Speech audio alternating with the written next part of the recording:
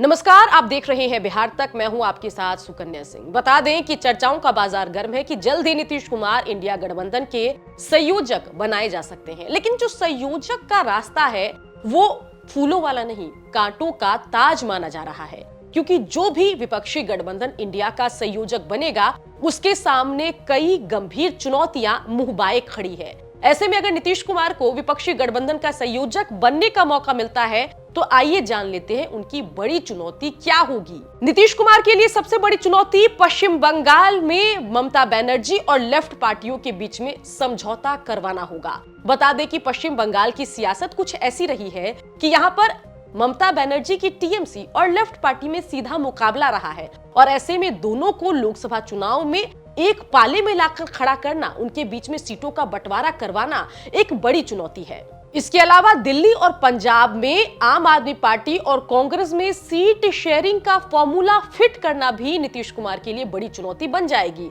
क्योंकि आम आदमी पार्टी ने अब तक कांग्रेस के विरोध की राजनीति की है।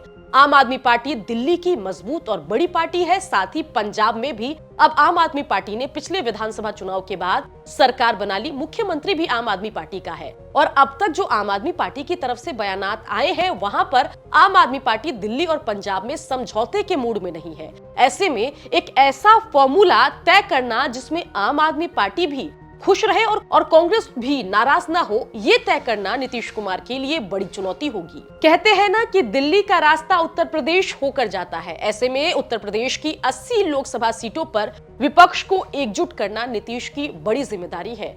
कांग्रेस और एसपी में बात बनाना ये बड़ी जिम्मेदारी है। साथ ही बीएसपी जैसी पार्टी को भी लेकर जो है एसपी और कांग्रेस को कन्विंस करना भी नीतीश की जिम्मेदारी होगी, क्योंकि नीतीश ये मानकर चल रहे हैं कि जब तक सभी विपक्षी दल एक साथ नहीं आएंगे तब तक बीजेपी को हराना मुश्किल होगा। और अगर नीतीश के उस फॉर्मूले को जिताऊ माने तो उस लिहाज से बीएसपी को भी इंडिया गठबंधन का हिस्सा बनाना होगा और फिर एक तालमेल बनाना कांग्रेस, एसपी और बीएसपी में, ये नीतीश के लिए उत्तर प्रदेश की 80 लोकसभा सीट में बड़ी चुनौती साबित होगा।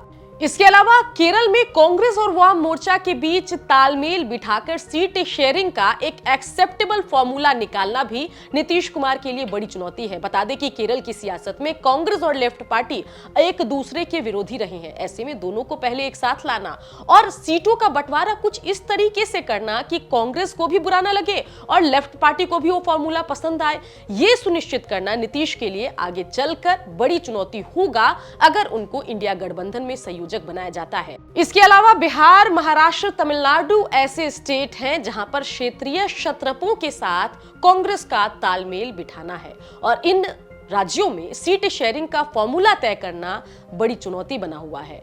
देखना होगा कि नीतीश कुमार को अगर संयोजक पद की जिम्मेदारी मिलती है तो क्या क्षेत्रीय क्षत्रप और जो देश की दूसरी बड़ी राष्ट्रीय पार्टी है कांग्रेस, उसको साथ बिठाकर क्या नीतीश सीट शेयरिंग का एक जिताऊ फॉर्मूला निकाल पाएंगे, एक एक्सेप्टेबल फॉर्मूला निकाल पाएंगे, ये देखने वाली बात होगी। तो देखा आपने कि बेशक नीतीश के समर्थक लगातार चाह रहे हैं कि नीतीश को कन्वीनर जल्द से जल्द बना दिया जाए, लेकिन कन्वीनर बनने के बाद कौन कौन सी चुनौती नीतीश के सामने मुंह बाए खड़ी होगी, ये अभी आपने देखा।